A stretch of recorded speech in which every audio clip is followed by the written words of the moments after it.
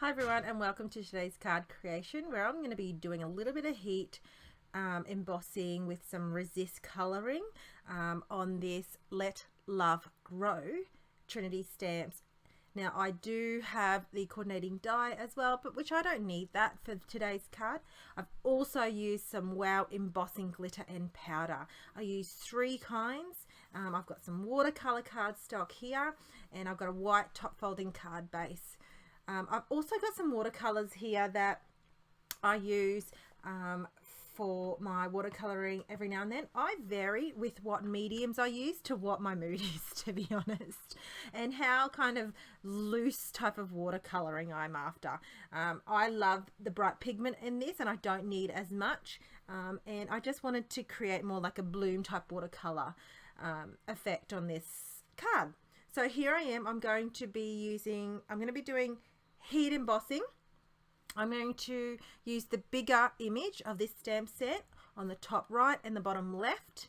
I'm pressing down pretty heavily, only because I overhung the, if that's even a word, of the stamp, and it was like on the ridge bit, so I needed to get as good impression as possible.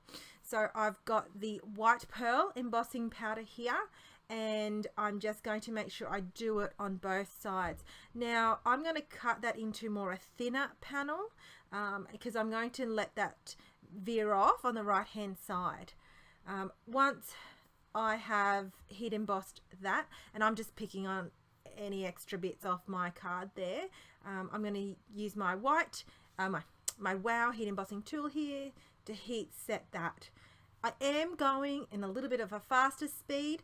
I didn't really particularly want to bore you too much on the heat embossing process. We've all seen powder melt before, and I didn't really want to bore you. So here's something that I do often on my cards. I don't have much glitter cardstock, many, so I create my own with the embossing glitters that I do have. So I've just pressed my ink pad, my Versamark ink pad directly on the top folding cardstock here, and then I'm heavily pouring that glitter and heat setting it.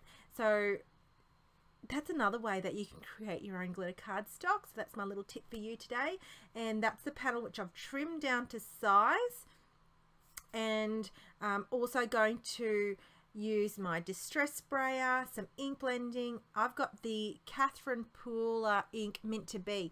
I'm only just creating a really slight shade on this, just slightly more towards the outer side and right on the corner, just so it pops that image just that little bit more.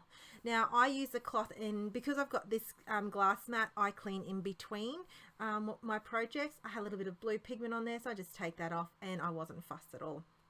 So I've got my aqua pentel brush here, and I pretty much now just enjoy the colouring process.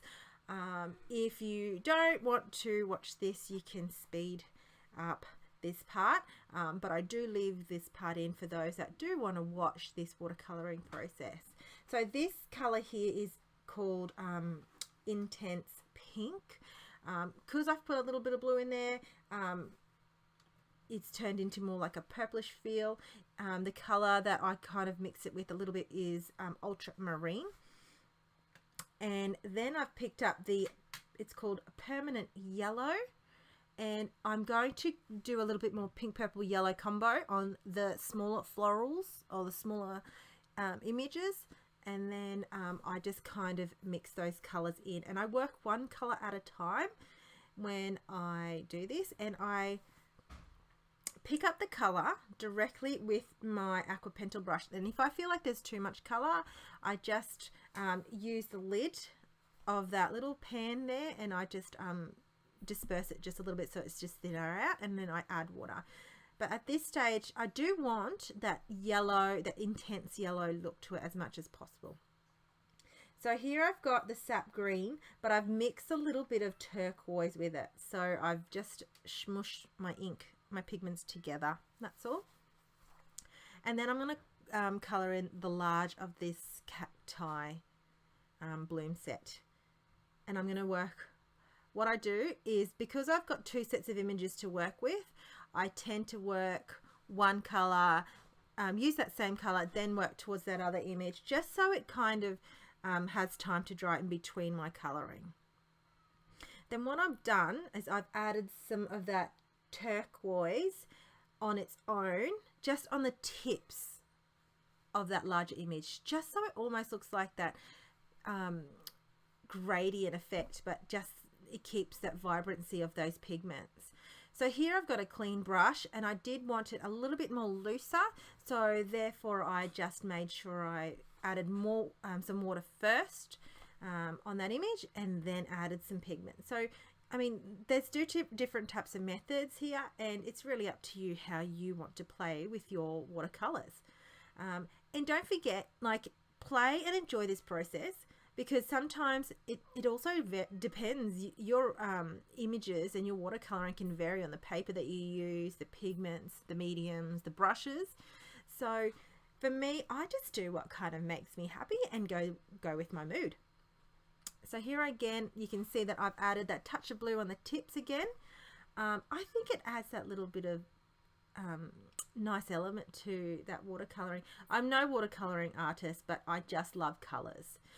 Okay, so I went off screen and did one side of that. It almost looks like a crystal kind of popping out of that bloom set. And what I've done is I've used the cobalt blue, and then I've used some violet on the base.